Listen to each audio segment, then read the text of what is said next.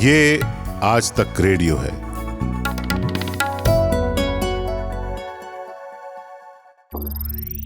ज्ञान ध्यान।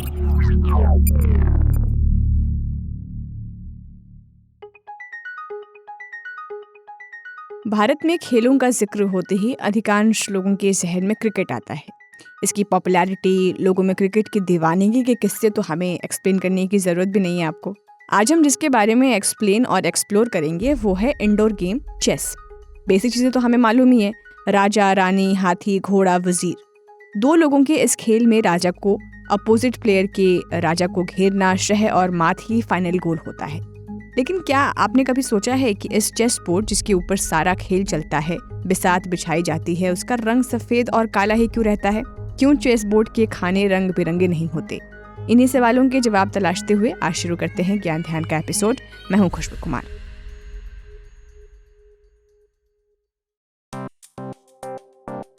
तो खेल के बारे में आपको थोड़ा और बताते हैं। नॉर्मली चेस में टीम ब्लैक और टीम वाइट होती है। 8x8 के 64 ब्लॉक्स वाले इस खेल में कुल मिलाकर के पास 32 मोहरे, 4 हाथी, 4 घोड़े, 4 ऊंट, 16 प्यादे, 2 राजा, 2 वजीर होते हैं। इस गेम को खेलने का तरीका भी बड़ा ही अजीब होता है। जहां हाथी सीधा और आड़ा चलता है, ऊंट की चाल डायगोनल होती है, घोड़ा 2.5 कदम चलता है और प्यादे सिर्फ 1 कदम। लेकिन मोहरे को मारने के लिए 1 कदम तिरछा भी चल सकता है। इसमें सबसे ज्यादा अहम वजीर की चाल है।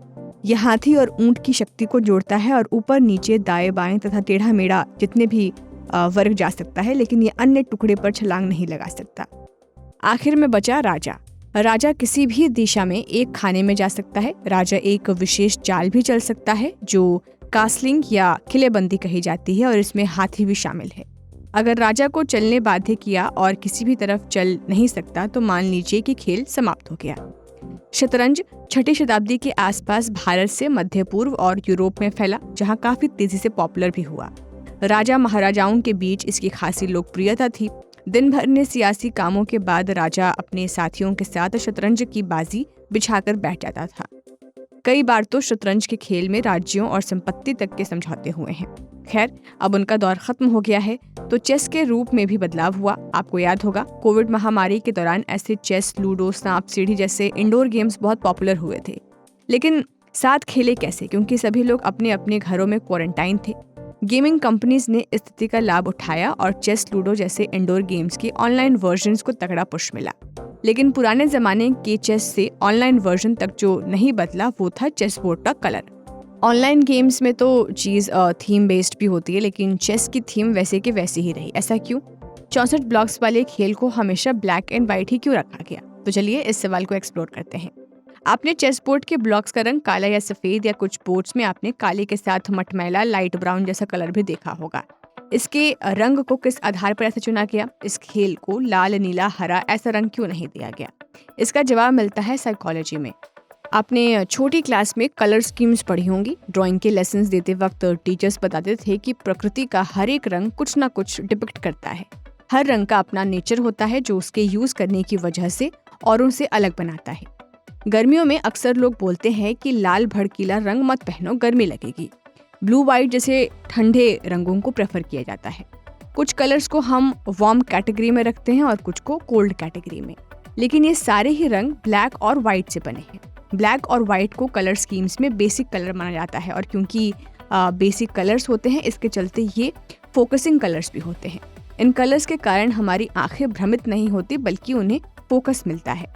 साइकोलॉजी के मुताबिक कलर्स का प्रभाव हमारी मेंटल एक्टिविटी को नेविगेट करने में बड़ी भूमिका निभाता है। तो चेस खेल भी ऐसा है कि आप देखते तो एक कुर्सी पर बैठे हैं, लेकिन असल में आपका पूरा ब्रेन इस काम पर लगा होता है कि किस तरह ओपोनेंट को शह और मात दी जाए।